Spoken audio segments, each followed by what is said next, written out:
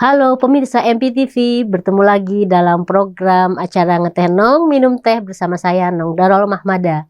Dan tamu saya hari ini adalah Bang Faisal Basri. Terima Udah kasih lama Bang. nggak jumpa ya, Mbak. Iya. Dan mungkin pemirsa MPTV sudah sangat akrab ya dengan Bang Faisal sebagai seorang ekonom ya. Pernah juga menjadi seorang politisi. Tapi kayaknya Bang Faisal nggak cocok ya. Politisi partai. Iya, 2 tahun. politisi sebagai sekjen partai waktu Ya. itu karena mendirikan dan melahirkan Partai Amanat Nasional ya Bang ya. Ya, Tapi sebagai dosen masih ya Bang ya udah di pensiun UI. sekarang, udah pensiun. Cuma Udah kalau di kampus-kampus masih jalan-jalan di kampus jalan kalau aja di diundang kampus, ya. kuliah umum, seminar, gitu. Mm-mm. Jalan terus ini. Iya, iya. Betul sekali karena Bang Faisal kalau kita perhatikan itu sangat aktif ya bersuara. Bahkan bukan hanya di podcast-podcast atau di kampus-kampus tadi yang disampaikan oleh Bang Faisal, juga di medsosnya, di Twitter sekarang X ya juga X. sangat nyaring dan terkenal dengan kritisnya ya. Bahkan mungkin kalau pemirsa MPTV perhatikan sebelum soal Blok Medan itu rame kemarin nih, sekarang ketutup lagi nih Bang. Bang Faisal itu udah teriak ya, meskipun kurang diperhatikan. Tapi Bang Faisal teriaknya itu sejak 2 tahun yang lalu kalau nggak Ya. salah ya Bang ya. 2020, ya 2022 lah. Dan terakhir itu di podcastnya Abraham Samad ya, yang 2023, akhir 2023 ya. Ya. Dan itu Bang Faisal kan bicara nggak hanya sekedar asumsi atau konon gitu ya, isu gitu. Bang Faisal pegang datanya ya. Datanya dengan mudah kita dapat bahwa walaupun biji nikel sudah dilarang ekspor sejak 2020, tapi sampai tahun lalu, tahun ini juga barangkali, tapi sampai tahun lalu datanya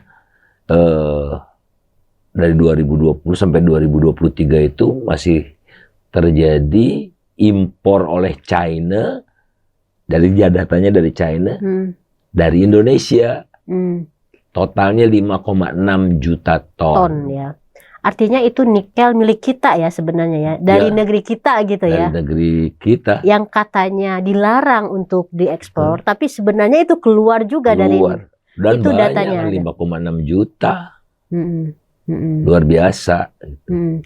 Nah ini juga sempat kan rame di bulan lalu itu ya, awal bulan lalu kalau nggak salah atau bulan Juli gitu.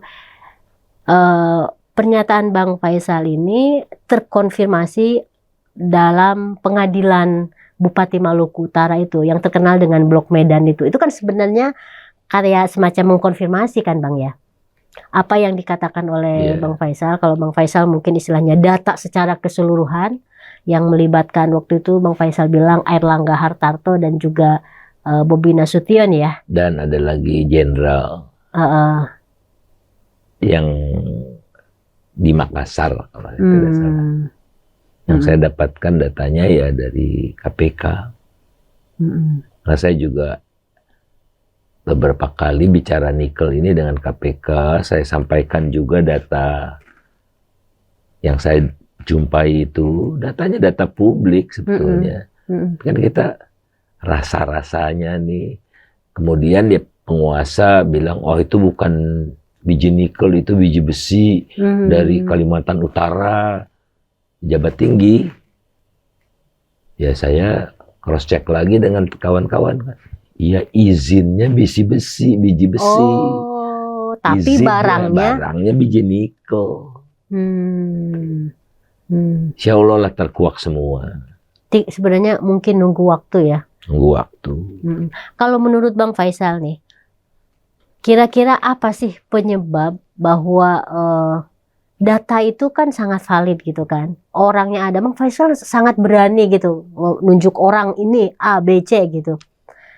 Tapi kok mandek Bang?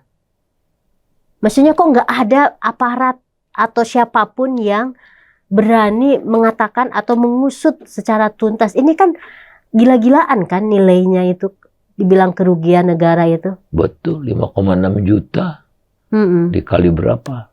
$80 per ton. Luar biasa itu. Mereka tidak bayar pajak, namanya juga nyelundup kan. Tidak bayar royalti, tidak bayar apa-apa. Ya tidak mungkin rakyat kecil yang melakukan itu, harus di backup oleh aparat.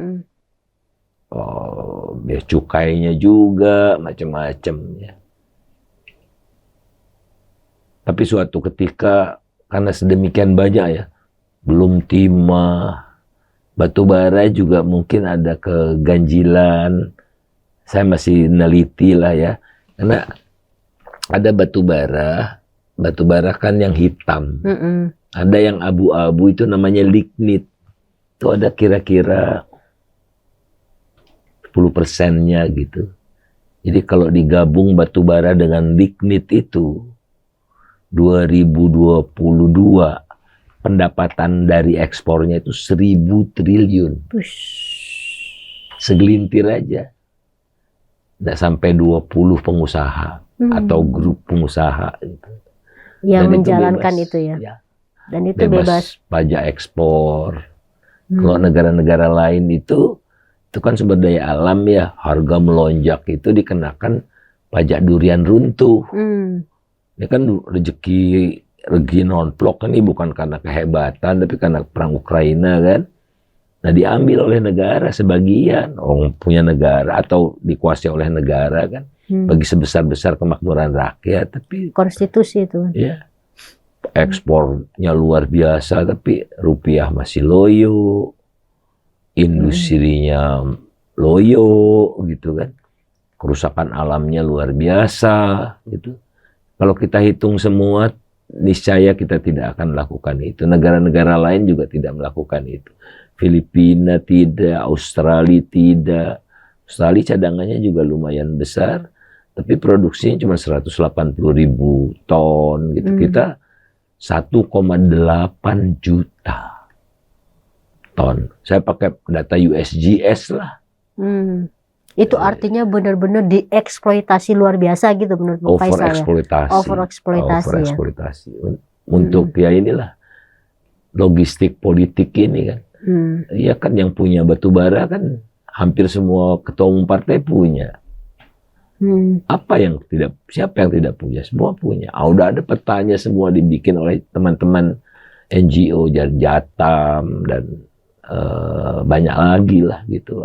Pribadi saya juga membuat kata pengantar untuk buku ekonomi politik batubara gitu, tapi belum terbit nih, barangkali masih berpikir gitu ya teman penulisnya ini.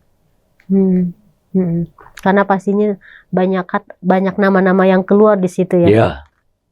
Ya yang ada di putaran itu aja, putaran dalam ya. Siapa yang tidak punya batubara?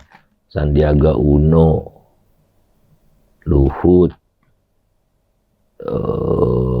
Erlangga, Ketua Umum PAN, Zulhas ada juga, dan banyak lagi lah, hampir semua ada. Jadi itu mah udah kayak bagi-bagi ya, yang berada di kursi ke penguasa sekarang itu semuanya dapat gitu kebagian. Kalau melawan ya tidak diperpanjang. Nah sekarang menarik nih Bang. Oleh karena itu Kementerian SDM harus dipegang 100%. Nah itu kita menarik ini karena hari ini tuh terjadi reshuffle nih. Pak Jokowi tinggal 2 bulan lagi kan sampai bulan Oktober terakhir. Tetapi menarik bahwa beliau nih melakukan reshuffle ini sebenarnya untuk apa gitu kan, praktis. Tinggal 2 bulan lagi tuh apa sih Bang gitu kan, kalau untuk misalnya melakukan tindakan-tindakan atau kebijakan strategis, tetapi ini dilakukan reshuffle. Dan menariknya yang tadi dibilang oleh Bang Faisal, untuk Kementerian ISDM itu dipegang atau digantikan oleh Bahlil, menggantikan Pak Tasrif yang katanya dari PDIP gitu kan. Terus yang Hunkam juga Kementerian Hukum juga yang orang PDIP digantikan oleh dari Pak Supratman dari Gerindra ya. Ini menarik Bang, yang posisinya Bahlil diganti oleh Rosan ya. Jadi ada pergantian yang menurut saya menjawab apa yang tadi dibilang oleh Bang Faisal, bahwa sumber daya alam ini yang selama ini sudah dikuasai gitu, sepertinya tidak akan ada perubahan karena yaitu sudah diamankan gitu istilahnya. Menurut Bang Faisal gimana? Mungkin pemirsa MPTV bisa pengen tahu juga pemetaannya tuh nanti seperti apa Bang dengan perubahan atau dengan posisi Bahlil yang sekarang pegang Kementerian ISDM ini. Gamenya kelihatannya tidak berubah ya, tidak berubah. Ada kesan bagi-bagi. Bahlil kan proksi Pak Jokowi misalnya, kemudian Suparman ya Gerindra gitu kan kuncinya ini sumber daya alam, banyak pihak yang harus diberikan kompensasi gitu. Kompensasinya apa yang bisa diberikan yaitu bahkan ini sebelum pemilu, para ustadz, para pastor, para tokoh-tokoh agama kan ini cerita mereka langsung kepada saya, diiming-imingi konsesi tambang dan atau proyek di IKN. Nah, ternyata kan masih berubah, habis pemilu masih berubah kan, masih tidak puas dengan hasil pemilu yang menang mutlak dalam satu putaran gitu, masih ditarik juga PKS, PKB, Kim Plus ya, Koalisi Indonesia Maju Plus. Nah itu kan butuh konsesi juga kan, dan konsesinya ya dalam bentuk konsesi-konsesi ini. Sangat boleh jadi juga bisa izin impor, bagi-bagi kuota impor maupun ekspor, begitu ada macam-macam kan, CPO, ada banyak sekali pokoknya yang bisa dibagi-bagi ya. Jadi artinya impor. Bukan hanya sekedar kursi dalam pemerintahan yang baru, tapi juga di balik itu tuh ada yang tadi dibilang oleh Bang Faisal. Nah, persoalannya logistik yang besar diperlukan dan semakin mutlak kalau partainya jelek. Harusnya kan mereka 5 tahun itu bekerja untuk rakyat kan. Rakyat tidak merasakan gitu. Sehingga ya kompensasinya uang. Dulu kita ingat waktu awal-awal reformasi lah ya, ada gerakan anti politisi busuk. Iya. Mas Franky bikin lagu. Ambil saja, buat apa? Pilih mereka, ambil saja uang mereka, tapi jangan pilih mereka. Karena kita tidak bisa, jangan terima. Iya, masyarakat tapi butuh pilih, juga. Gitu, butuh juga gitu. Karena masyarakatnya kan 60% kira-kira 60% rakyat Indonesia itu pengeluaran per hari masih di bawah 35.000. Kalau dikasih 100.000, dapat 3 hari kan, gitu kan, lumayan gitu. Dan di tengah juga tidak ada civic education ke rakyat. Kalau dulu kan ada, masih ingat nggak Mbak Bambang Gudono itu? Bambang Gudono ini wayang orang wayang kan? Ini apa istilahnya itu dari wayang kulit ya? Bukan. Apa istilahnya tuh dari ilalang itu apa istilahnya ya? Itu keliling desa. Iya, keliling desa. Iya. Saya pun pernah menghadiri teman-teman kita itu udah pada tiada, Mas Franky sudah tidak ada, Bambang Gudono tidak ada lagi, mereka meninggal dalam usia yang masih relatif muda. Hari Rusli itu luar biasa itu waktu masa itu ya. Terus kita bikin koran kan, daftar politisi busuknya banyak banget sehingga harus dibikin koran kan. Ada disiapkan pengacaranya gitu. Saya masih ingat dulu salah satu promotornya kan Kang Teten gitu kan. deklarasinya di Jalan Proklamasi, Tugu Proklamasi, iya, Taman itu Proklamasi ya. masih ada Bang Ali, Sadikin dan macam-macam gitu. Ya, peta udah berubah sekarang ternyata sedemikian sangat cepat dan sangat cair gitu ya sekarang. Apa yang terjadi, yang saya khawatir itu ya institusi politiknya makin ekstraktif gitu. Harusnya kan inklusif, institusi ekonominya juga makin ekstraktif, tidak inklusif. Jadi tugas kita adalah bagaimana mentransformasikan, caranya saya tidak tahu loh, mentransformasikan dari ekstraktif ke inklusif gitu, sehingga institusi kita tuh makin baik. Karena yang berbahaya sekali yang dilakukan oleh Pak Jokowi, terutama 5 tahun terakhir ini adalah fondasinya. Institusi itu fondasi. Kalau fondasinya dia rusak, dia grogoti, maka kita buat bangunan pakai tiang-tiang, tiangnya tidak bisa kokoh kan, gak bisa atapnya menopang, juga bisa jadi bocor. Jadi kerusakan yang terjadi luar biasa, yang rasanya tidak bisa diubah begitu ya, dengan cara-cara yang biasa-biasa saja. Harus ada kontrak politik baru, dan ya kita kerja lebih keras lah 5 tahun ke depan ini. Iya, ya ini kan kayak kita selama ini mungkin bisa dibilang dalam tanda kutip terhanyut ya Bang ya. Karena kan dulu di awal-awal Jokowi kan kita menganggap bahwa Jokowi itu merupakan produk dari reformasi yang selama ini yang waktu itu kita perjuangkan gitu kan. Jokowi adalah kita. Bukan dari kalangan elit, bukan dari kalangan militer gitu kan, tapi benar-benar dari rakyat biasa gitu loh. Itu kan sebenarnya ini. Terus ditambah lagi kan diusung oleh PDIP yang Partai Wong Cilik. Ya, Partai Wong Cilik, dan udah menghasilkan undang-undang yang selama ini kita sangat apa ya istilahnya itu, yaitu tujuan kita gitu loh dalam bereformasi gitu, berdemokrasi. Tapi di akhir-akhir ini di periode kedua khususnya kan kita melihat tidak seperti itu, justru dijungkir balikan kan Bang. Nah kita nggak siap kan.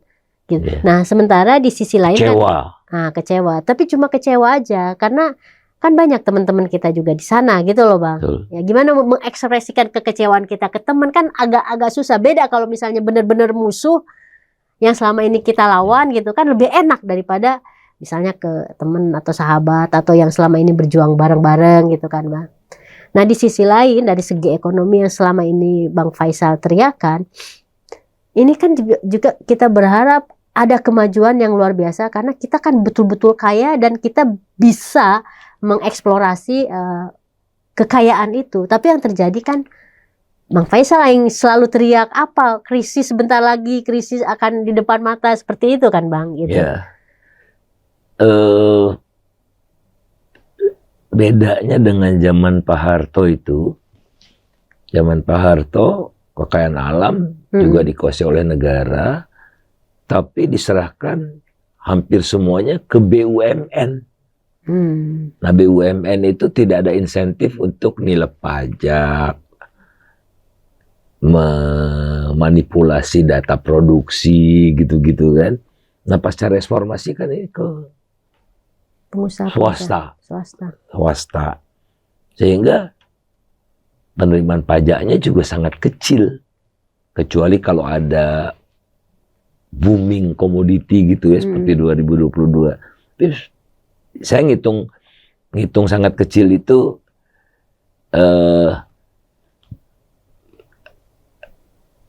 peranan sektor pembayaran pajak sektor pertambangan dibandingkan dengan kontribusi sektor pertambangan terhadap ekonomi gitu. Jadi saya bagi sumbangannya terhadap pajak dengan sumbangan terhadap ekonomi itu di bawah 1.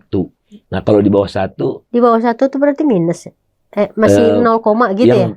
Potensi yang digali masih sedikit sekali. Contohnya misalnya sektor industri manufaktur itu di atas 1. Jadi kalau industri manufaktur meningkat 1% sumbangannya pada PDB, sumbangan terhadap pajaknya lebih dari 1% gitu. Nah kalau tambang ini 0,4 walaupun belakangan ini naik karena PNBP-nya ya yang naik itu, tapi secara keseluruhan itu kecil bersamaan dengan sektor konstruksi. Ya, sektor konstruksi yaitu Taipan kan di sana. Konstruksi, real estate, macam-macam itu kan. Nah, jadi kita lihat gagal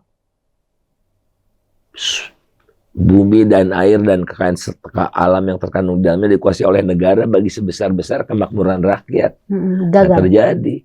Buktinya ya hampir 2/3 rakyat Indonesia pengeluaran perharinya masih di bawah 35.000 rupiah gitu kan. 35.000 gitu. Kalau pakai data Bank Dunia $6,85. Tapi kursnya bukan 15.000 karena pakai purchasing power parity, paritas daya beli. Kan $1 di Indonesia lebih berharga daripada di Singapura gitu kan. $1 di sini bisa cendol sebaskom, di Singapura segelas gitu kan. Jadi dipakai paritas daya beli ya kira-kira di bawah 35.000 lah. Artinya oke, zaman Pak Harto dulu Golkar berkuasa, Pak Hartonya otoriter, pengusahanya kita sebut konglomerat karena dikasih konsesi macam-macam, monopoli macam-macam dulu begitu. Nah, di era reformasi ini kan struktur kekuasaan politik itu terdispersi. Partai politik yang menang pemilu aja cuma dapat belasan persen. Nah, jadi kalau untuk dapat lebih dari 50%, berapa partai itu yang harus bergabung kan? Nah, dikonsolidasikan sehingga besar juga, mirip dengan Orde Baru gitu. Ya sampai sekarang kan kalau kita belum ada perubahan-perubahan ini kan 82% mendukung pemerintah kan. Nah, jadi dispersion of political power yang besar itu dikonsolidasi sehingga menimbulkan konsentrasi kekuasaan juga gitu. Jadi hampir sama. Bagaimana bisa partai itu dirangkul? Konsesi itu, konsesi. Nah, kelihatan dari pembagian jabatan, konsesi tambangnya, konsesi macam-macamnya itu. Nah, itu yang mengakibatkan konsentrasi kekayaan juga di segelintir orang. Ada namanya Crony Capitalism Index. Itu kita selalu 10 besar di dunia. Ada Rusia, Malaysia juga ada, India gitu-gitu. Jadi 80% kira-kira kekayaan orang terkaya di Indonesia itu didapat dari bisnis kroni, bukan bisnis otak. Kroni dan non kroni itu persaingan gitu kan. Misalnya di Jerman lah yang ekstrim itu barangkali cuma 2% yang kroni. Ada di mana-mana ada, hampir semua negara ada, tapi 2% masih bisa dipahami lah ya gitu ya. Kalau di Indonesia 80% ya. Itu dari sana. Tidak ada, kita tidak, orang kaya di Indonesia tidak berasal dari industriawan, kalangan industriawan. Nah, hampir tidak ada. Ada sih yang seperti misalnya jarum ya, rokok, tapi ada industri manufakturnya namanya Polytron gitu ya. Tapi ya terbatas sekali, gitu, terbatas sekali. Jadi 80% kira-kira ada 2016 sampai 2023 itu datanya ada, dan baru 2023 tambah buruk. Nah, konsentrasi kekuasaan inilah supaya langgeng di saya kan harus backup. Ada pelindung saya yang punya kekuasaan, kuasa untuk menentukan, membuat undang-undang dan sebagainya dan sebagainya. Ya. Atau penguasanya karena berhubungan dengan banyak partai kan, karena tidak ada yang dominan, Dia bikin partai juga sekalian, daripada diperas banyak partai. Nah, dia masuk ke arena, muncullah saudagar-saudagar itu punya partai gitu kan. Seperti apa Perindo, banyak lagi lah ya yang termasuk PSI. Pemimpin-pemimpinnya masuk mengakuisisi partai. Yang terjadi di Hanura, Pak Wiranto digantikan oleh Osman Sabta gitu-gitu.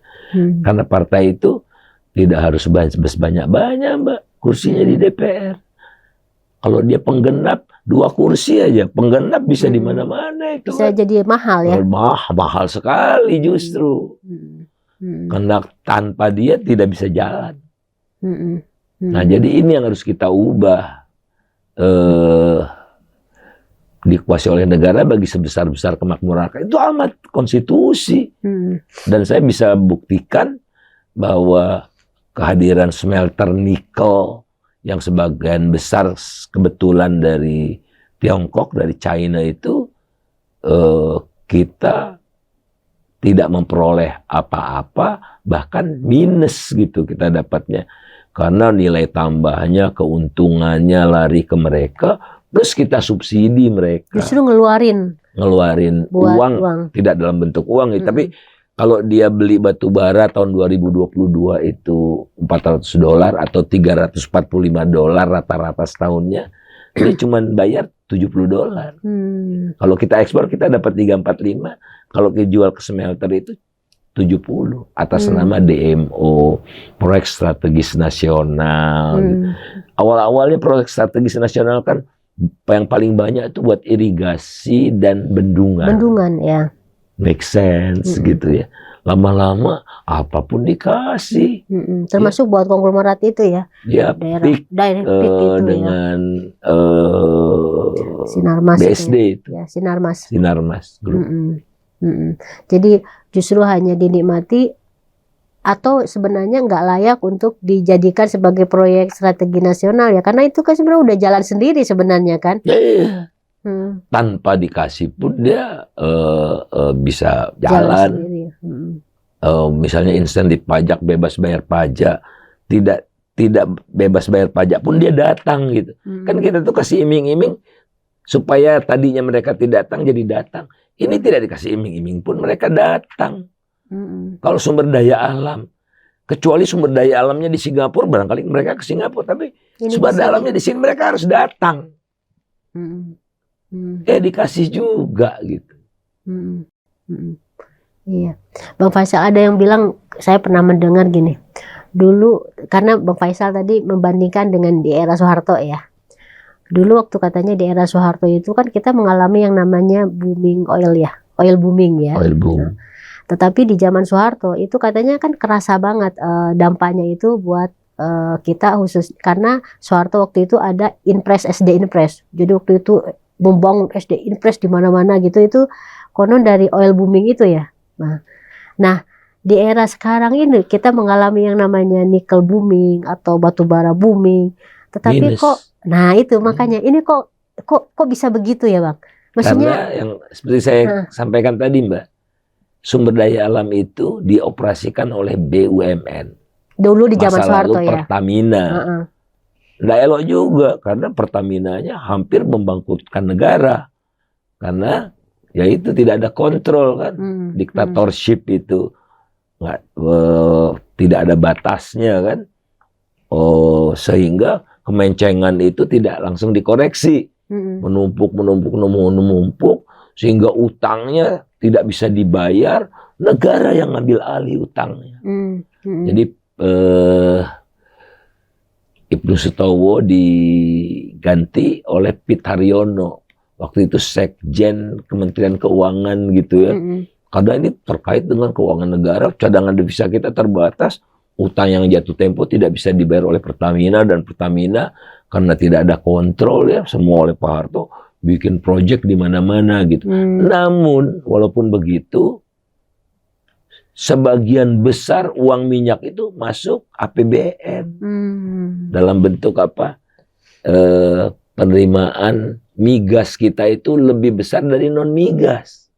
Nah itulah yang bisa jadi bikin SD Inpres, puskesmas, Jalan-jalan. macam-macam, jalan-jalan, segala macam itu. Ya sebagian dikorupsi, tapi ya terbatas gitu ya. Nah kalau sekarang yang diambil itu konsesinya. Jadi konsesi tambang, dulu kan cuma ada Bukit Asam. Ya sekarang swasta yang lebih banyak. Pertanian, PTPN, ya pengusaha-pengusaha besar terbatas. Minyak sekarang ada dibolehkan swasta gitu ya, tapi minyak ini masih rada teratur karena ada yang memonitor terus, memantau terus gitu. Ada SKK migas, mereka harus bikin perencanaan macam-macam. Nah di tambang ini Belum mengerikan, mengerikan. Jadi di tambang ini bisa dibilang baru ya Bang, sehingga misalnya Di belum era ada yang reformasi. namanya ya di era reformasi. Jadi belum adanya kesiapan misalnya untuk kayak mengawasi jalannya sehingga tidak bocor kayak gitu-gitu Bang. Ya, jadi misalnya ada biaya reklamasi pasca tambang itu harus ada iurannya, tapi uangnya kita tidak tahu kemana gitu. Nah disalahkanlah daerah sehingga sekarang izinnya ditarik ke pusat. Jadi permainannya adalah di pusat. Sehingga makin sentralistik, kembali ke Orde Baru tuh. Jadi Otda itu udah praktis, udah tipis sekali karena bagi-baginya di Jakarta. Oleh karena itulah tidak hanya Pemda tapi partai-partai, cabang-cabang partai di daerah pun lemah. Ya, dia ikut komando dari pusat, ketua umumnya. Ya, pusatnya yang deal dengan penguasa-penguasa ini. Jadi bagi saya Indonesia itu tidak akan bisa sejahtera rakyatnya karena begitu luas dan begitu beragamnya kita, sehingga menurut saya cara terbaik adalah memperkuat kapasitas daerah untuk membangun sesuai dengan kultur, histori, dan macam-macamnya setiap daerah yang berbeda-beda itu. Nggak bisa diseragamkan. Nah, di era sekarang ini makin mulai mengarah penyeragaman itu. Ini. Jadi yang dulu ide atau implementasi soal otonomi daerah itu justru sekarang itu udah nggak ada. Cerabut satu-satu. Dikembalikan ke pusat semuanya. Ke pusat semua. Izin tambang pusat. Nah, oleh karena itu Bahlil jadi strategis kan. Jadi fungsi dan perannya Bahlil sebagai Menteri SDM punya kuasa yang luar biasa. Apalagi kalau nanti jadi ketum Golkar ya. Ya. Ya bisnisnya juga ada kan ya. Ya checks and balances tidak ada. Undang-undang konflik of interest tidak ada, undang-undang kepresidenan tidak ada, jadi nggak diatur. Kalau misalnya di beberapa negara itu, kalau di tahun terakhir jangan mengeluarkan kebijakan-kebijakan strategis gitu-gitu kan. Nah ada di sini tidak ada aturannya. Makanya tinggal 2 bulan lagi masih reshuffle, ya bukan untuk kepentingan bangsa betulnya. Untuk memperkokoh kekuatan rezim ini. Untuk mengamankan soal keberlanjutan itu ya Bang? Betul.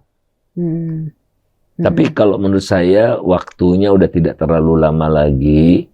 Karena kan persekongkolan mereka ini kan persekongkolan jahat. Nah namanya persekongkolan jahat itu yang cheating, yang mencuri itu cenderung hampir semua. Pembagian biasanya tidak merata gitu. Ada yang berkhianat, sama di ekonomi juga gitu. Kartel ekonomi itu usianya rata-rata di bawah 3 tahun. Nah di politik lebih singkat lagi gitu. Jadi momennya saya rasa sudah terlalu dekat karena sudah tidak bisa lagi, ibaratnya baju saya bolong udah tidak bisa ditambal lagi karena bolongnya udah terlalu banyak gitu kan. Nah jadi kita sebagai civil society, seluruh elemen bangsa, generasi muda segala macam menyiapkan kalau momen perubahan itu tiba, kita sudah siap dengan agenda baru utamanya untuk mempersiapkan generasi muda ini agar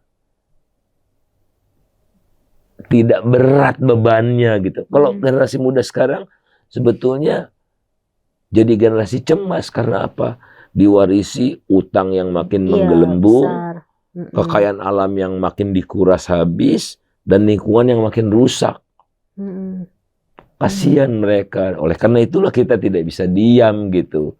Kalau buat kita sendirilah, udahlah. Berapa tahun lagi sih kita hidup. Tapi kita lihat anak-anak muda itu yang tidak ada salahnya. Yang salahnya generasi kita ini.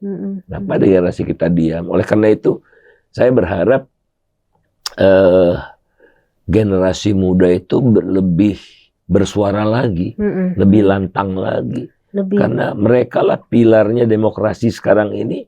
Karena ya mayoritas pemilih ya mereka gitu. Dan mereka tidak ada beban masa lalu yang berat gitu-gitu kan. Dan berpikirnya rasional dan mampu untuk menerawang ke jauh ke depan. Karena belum rabun matanya gitu. Kalau kita udah susah terlalu banyak beban masa lalu gitu. Sehingga ya nggak bisa melihat masa depan lagi. Tapi kalau misalnya ngelihat dari hasil pemilu kemarin, justru kan kita ngelihat bahwa belum ada kesadaran bahwa anak muda seperti yang kita rasakan gitu loh Bang. Bahwa ini tuh udah kayak semacam warning ya. Gitu. Misalnya dalam soal katakanlah yang tadi disampaikan oleh Bang Faisal soal sumber daya alam, kekayaan kita, soal utang juga gitu kan. Bahkan kalau melihat data aja begitu sulitnya lapangan kerja itu ada gitu loh Bang. Tapi kok kalau ngelihat dari peta politik atau fakta politik justru kok saya merasa kok belum ada kayak semacam kecemasan yang tadi disampaikan oleh Bang Faisal ya. Kayaknya kok baik-baik aja gitu loh Bang. Saya rasa salah satu kelemahan kita adalah masih menggunakan pola komunikasi yang serupa dengan masa lalu, mengkomunikasikan ini ke anak muda. Kalau nggak salah kita pernah satu forum itu strategi merangkul generasi muda gitu. Dan saya cerita tentang utang negara gitu. Saya bicaranya utang negara kan. Tiba-tiba anak-anak muda itu kecewa karena apa? Seolah-olah saya menuduh anak-anak muda ini suka pinjam-pinjol itu segala macam. Padahal yang saya bicarakan adalah utang negara gitu. Nah, cara komunikasinya salah. Dan kita baru mencari cara yang paling jitu untuk waktunya sudah terlambat gitu.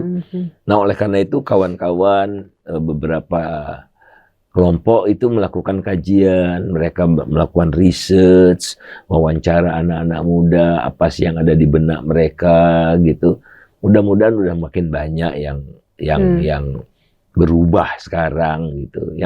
Yang efektif itu misalnya untuk kasus-kasus lingkungan itu udah muncul itu. Ya kan di negara-negara lain juga negara-negara maju sih. Green Party jadi tren ya. Tren.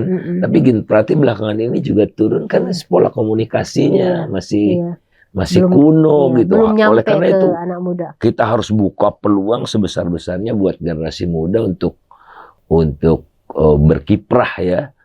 Bukan dengan dikooptasi seperti apa namanya dibawa ke IKN, influencer itu kosmetik.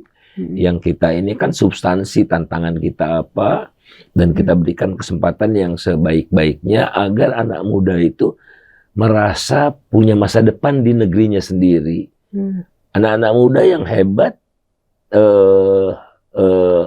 mencari alternatif berkiprah di luar. Gitu. Males mereka Karena pulang.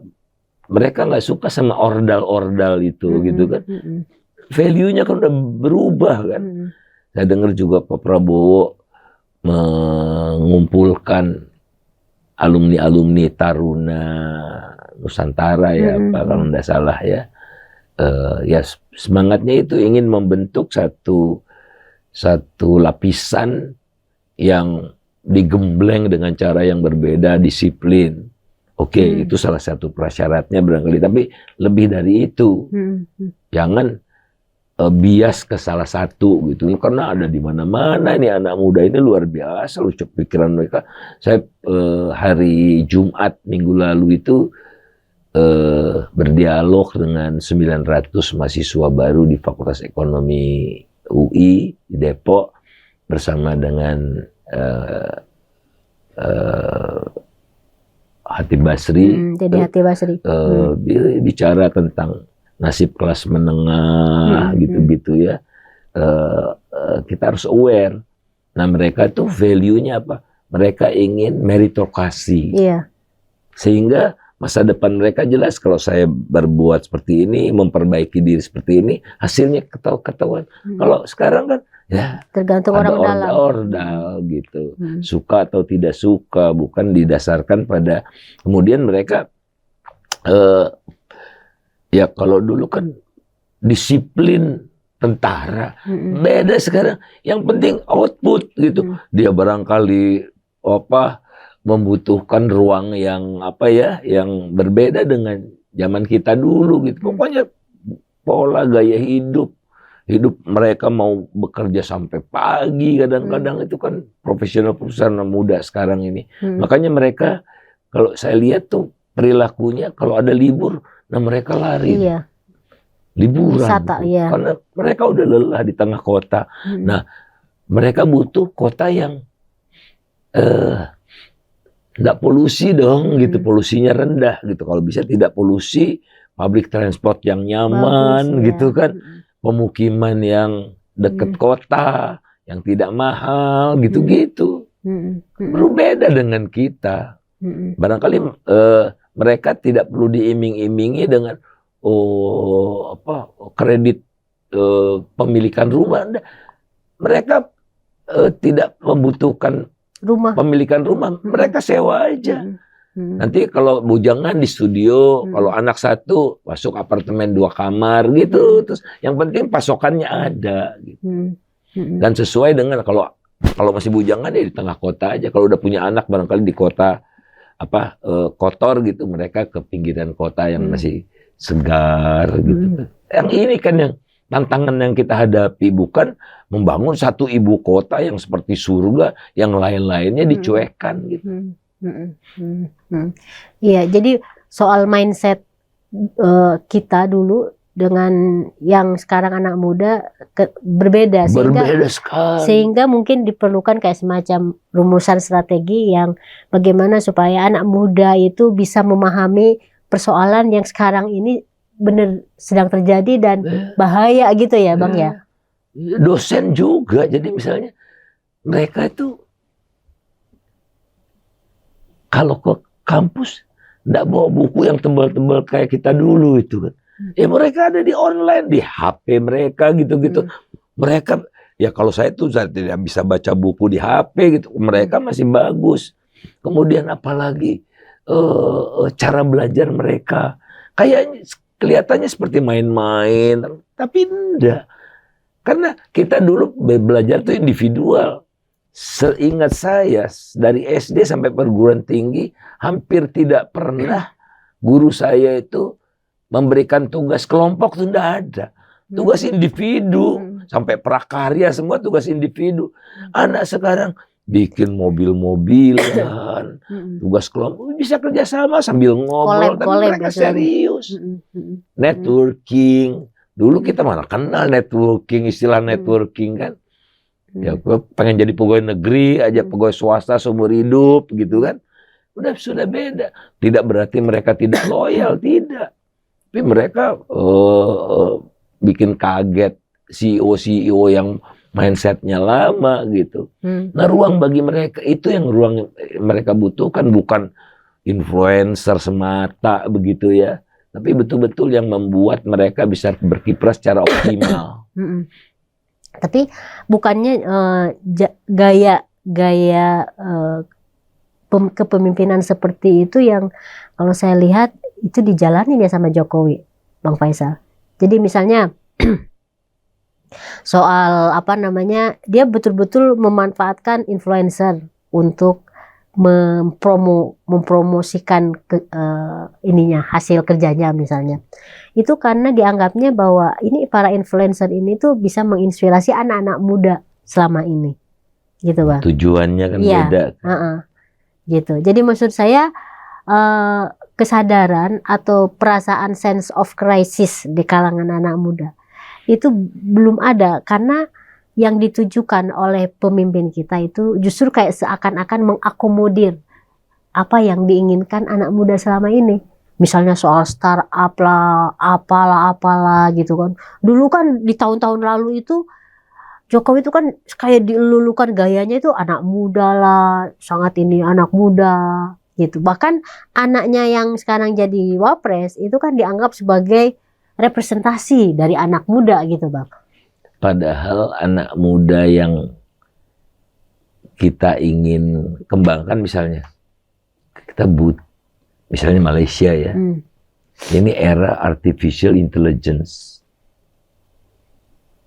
langsung konkret anak-anak mudanya direkrut 60.000 orang belajar AI, seperti itu.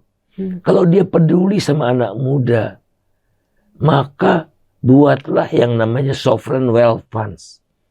Jadi kekayaan alam itu hak generasi muda juga loh, yang akan datang, generasi yang akan datang. Itu jangan dihabisin sama generasi yang sekarang, harus masukkan di tabungan. Seperti Timor-Leste melakukan itu. Ya, hasil minyaknya hanya 10% bisa dipakai oleh pemerintah sekarang. Kalau sekarang semua dipakai sekarang, itu pun masih tidak cukup. Utangnya tuh 10, 20, 30 tahun. Yang bayar bukan mereka, tapi generasi yang akan datang. Peduli dong. Akibatnya apa kalau kepedulian semu dimanfaatkan untuk kepentingan sesaat saja? Menderitalah generasi yang akan datang. Jadi generasi cemas, bukan generasi emas. Itu yang saya takut. Kita tidak rela mewariskan sesuatu yang justru menambah beban mereka. Karena biaya hidup mereka jadi mahal, akibatnya kemudian orang-orang tua mereka tidak bekerja lagi, harus dibiayai kan, udah mulai aging, maka yang dilakukan oleh pemerintah yang akan datang apa? Ya naikkan pajak. Ya seperti yang terjadi di Singapura juga, GST-nya dinaikkan, terus di Jepang itu ya. Karena apa? Kita apa istilahnya itu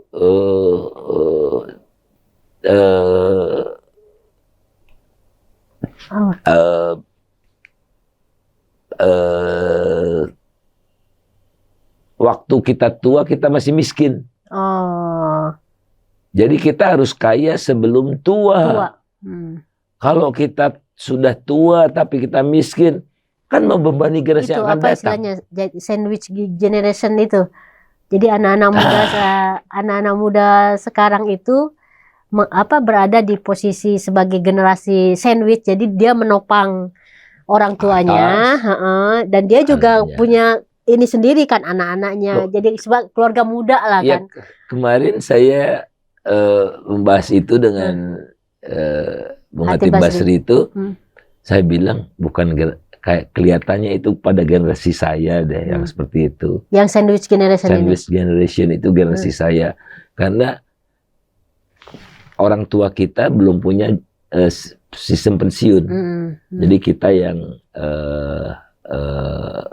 menanggung dan di bawah anak masih banyak. Nah, misalnya anak 3 gitu ya. Tapi kalau kalian anak rata-rata 1 tuh enggak.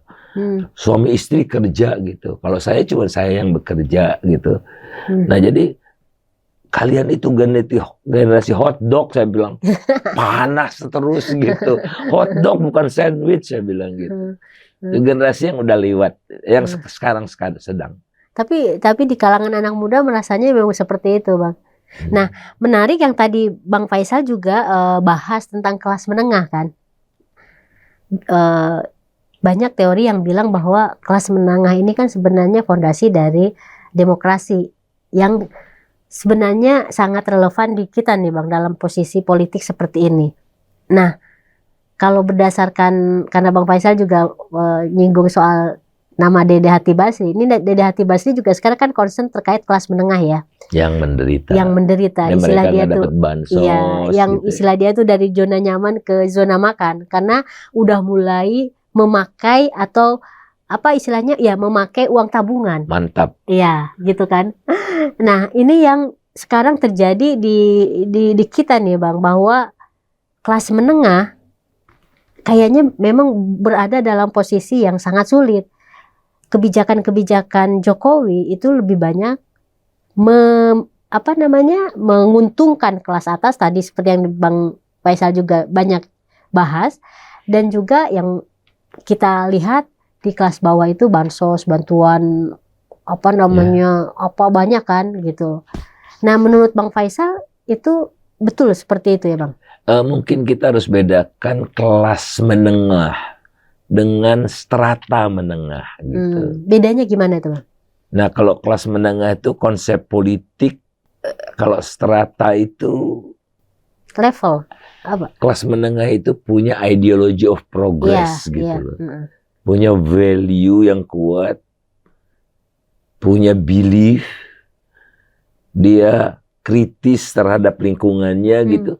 Nah, kalau yang terjadi di kita itu strata menengah. Jadi cuman pendapatannya doang.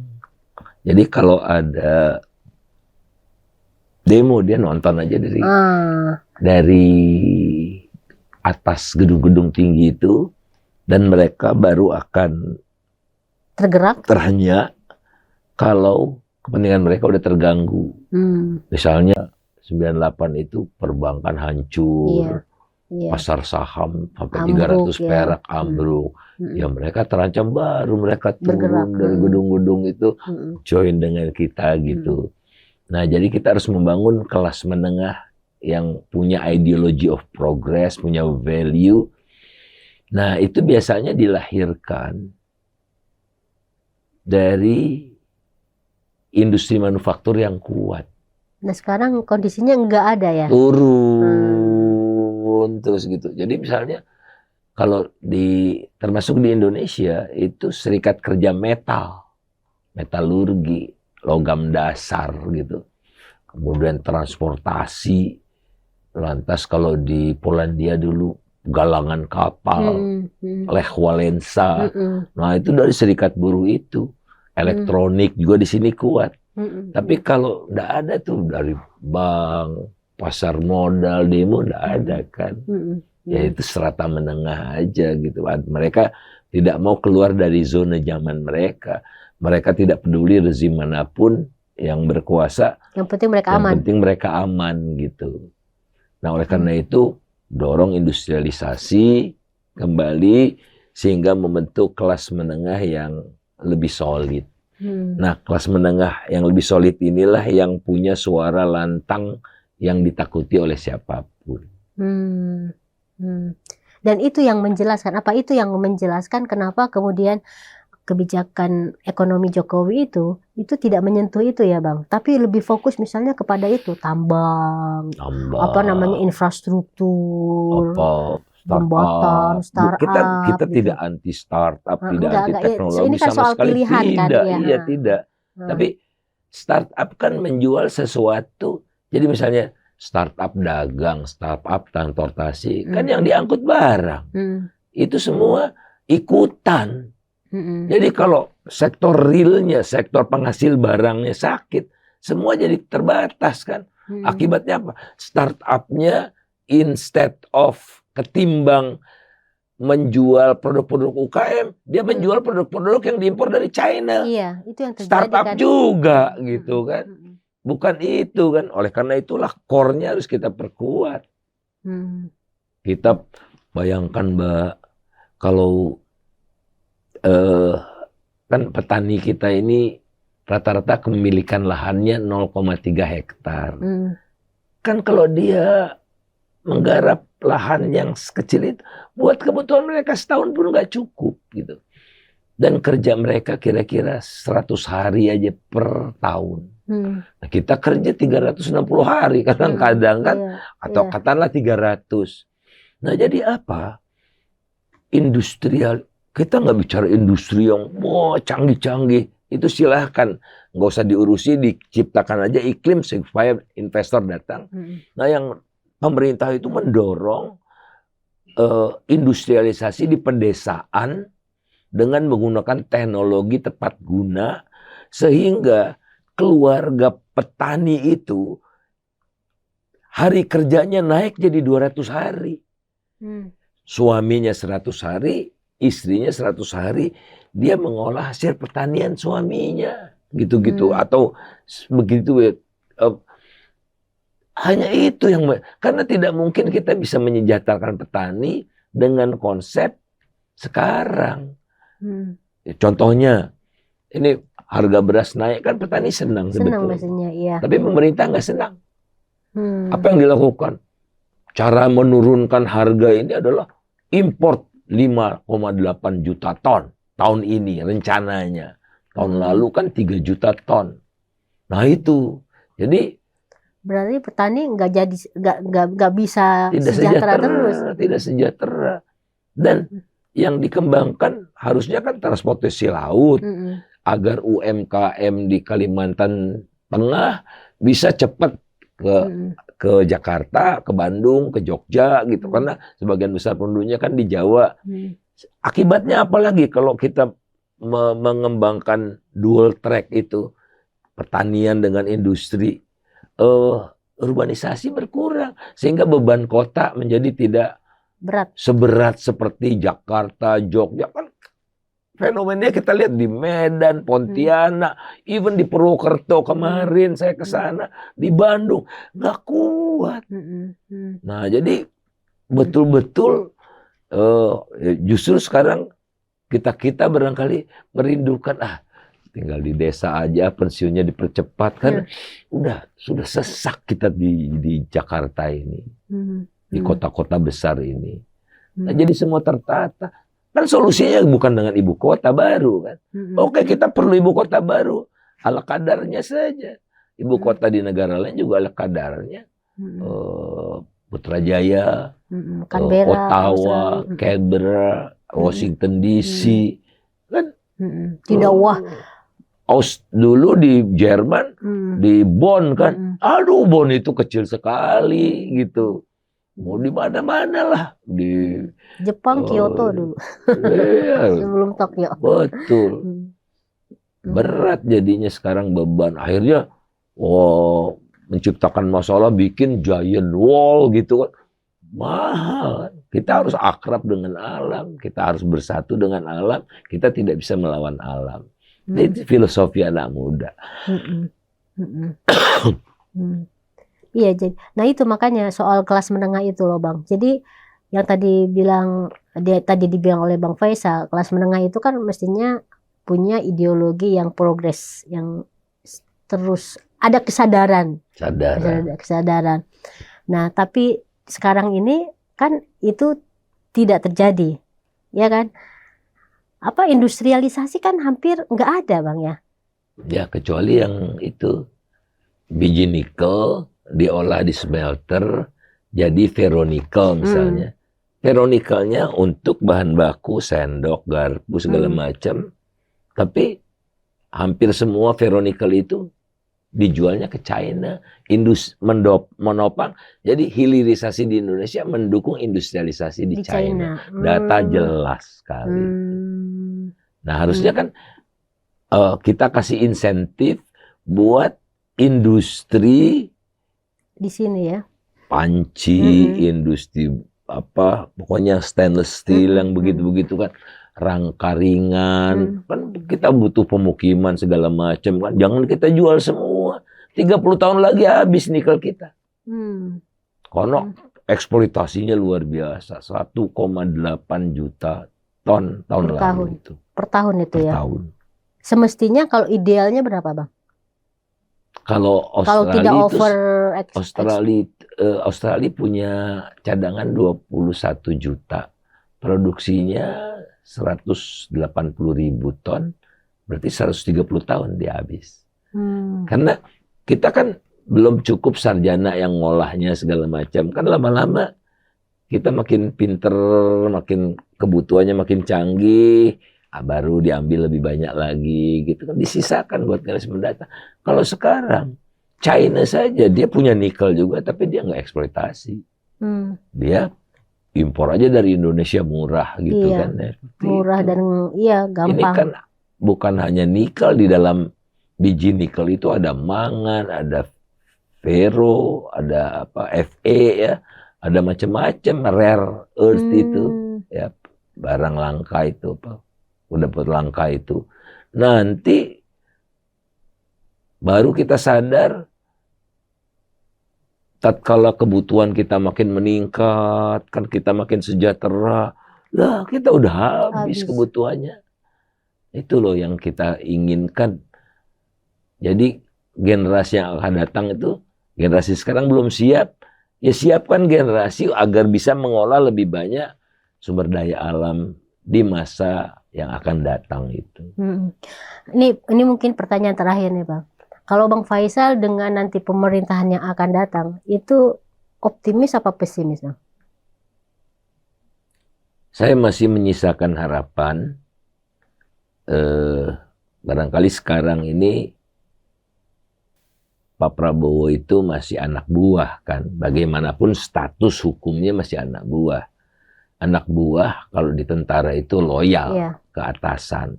Tapi kalau dia sudah menjadi pemimpin tertinggi, semua harus ikut dia gitu. Nah, ikut dia itu modelnya gaya Jokowi atau gaya yang punya lebih gaya bertanggung sendiri, jawab gitu. Ya. Nah, ini yang kalau saya lihat dari track record kan, belum muncul tuh harapan itu. Jadi belum berkuasa aja dia sudah ganti BUMN 20, yang begitu-begitu dulu. Bukan vision tentang Indonesia masa depan gitu. Yang kita harapkan itu bagaimana, yang betul-betul dilandasi oleh satu kajian yang komprehensif gitu. Kemudian, oke, dia barangkali belum bisa mengatakan gitu, oh saya punya tim yang mengevaluasi 10 tahun terakhir ini apa yang terjadi, mana yang jelek, mana yang ngaco, mana yang apa, saya akan benahi. Mudah-mudahan dia akan melakukan itu walaupun dia tidak ucapkan. Nah, artinya kita akan yakin kalau dia lepas ikatan dengan Jokowi gitu. Artinya, oh dia bisa jadi patriot gitu. Dia kan mengakunya patriot. Nah itulah. Tapi masa lalunya kan kita juga tidak bisa nafikan. Ya, betapa dia dulu ada isu mau mengkudeta Habibie kan, sama Pak Harto juga gitu. Jadi ada. Tapi kan Tuhan bisa punya apa kehendak lain lewat dia, bisa saja. Tapi track record dia waktu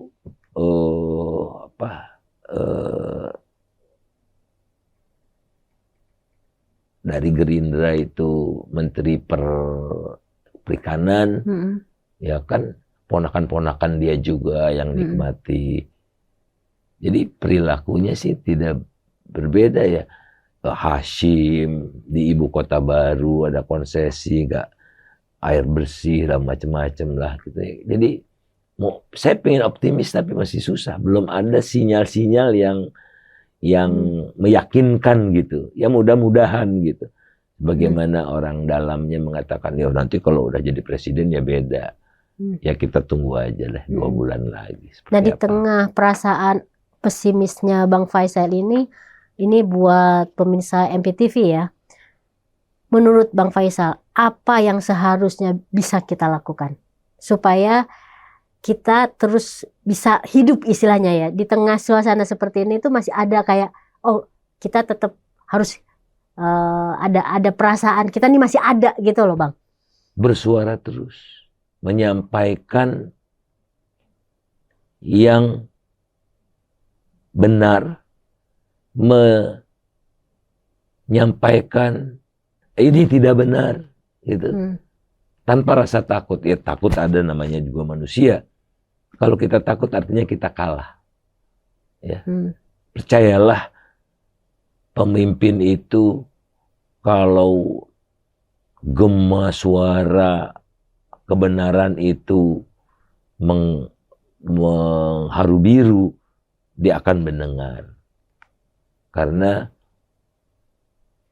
kalau tidak, konsekuensinya akan berat gitu. Jadi, dan kita berharap dalam memilih timnya juga yang kredibel, yang tidak punya kasus hukum gitu kan. Bagaimana kalau kasus hukumnya ada, pernah dipenjara gitu-gitu kan.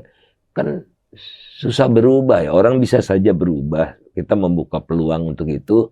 Tapi masih banyak orang. Jadi bikinlah talent center gitu.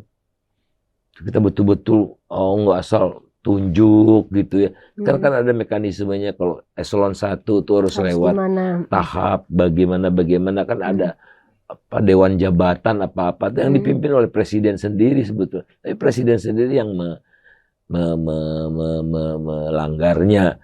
Ada lelang jabatan. Dulu kan Jokowi itu lelang jabatan Jokowi. Dan bahkan jabatan dirjen pun dibolehkan dari SIP non PNS.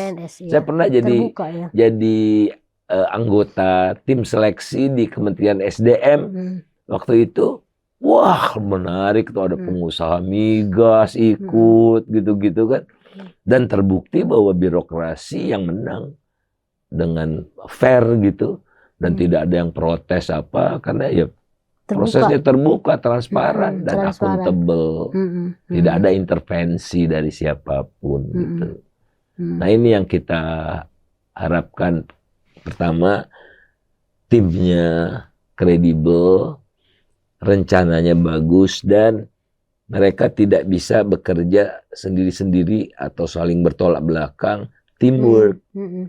Nah itu barangkali yang hilang di era Jokowi. Ya biasa gitu bersilang pendapat di antara menteri gitu-gitu ya. Tidak ada teamwork, tidak ada adrenalin untuk ini komandannya siapa, karena Menko-nya tidak bisa sebetulnya ada pada Menko ya, tapi posisi Menko itu tidak punya otoritas lebih ya, kecuali Pak Luhut barangkali yang dengan otoritasnya yang diberikan oleh presiden segala macam itu juga ndak elok. Dan tolong dibatasi. Jadi pemimpin yang baik itu adalah yang mampu memobilisasikan seluruh sumber daya yang ada pada dia untuk mencapai tujuan yang telah disepakati. Jadi kalau bawahan dia bermasalah, jangan dibikin badan baru, Satgas. Ini pemerintahan Satgas ini. Di era Prabowo kelihatannya akan pemerintahan badan. Jadi dia kompromi dengan partai, menteri-menteri semua dari partai, hampir semua dari partai, sehingga dia ngerasa tidak efektif nih. Nah, dia bikin badan pangan, badan gizi, badan apa. Tidak dimendidaya gunakan yang existing. Itu pemimpin yang tidak baik juga kalau menurut saya. Jadi harus menunjukkan visi dan keyakinan gitu ya. Roh yang, wah saya ikut ini bagus nih, gerak. Reward sistemnya juga harus jelas. Tidak bisa pro bono semua gitu ya. Dan semua lewat mekanisme yang ngatur negara berbeda dengan ngatur perusahaan gitu. Jangan ini tidak ada anggarannya, tidak cukup, pengusaha dipanggil, tolong bantuin, nggak bisa begitu.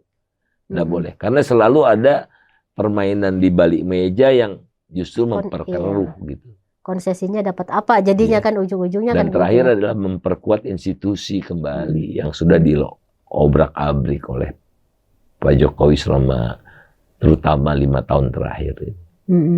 Itu yang berat mungkin tugasnya Prabowo ya. Tapi kan misalnya saya kebetulan salah satu anggota tim percepatan reformasi hukum. Iya. Jadi nggak usah dari nol.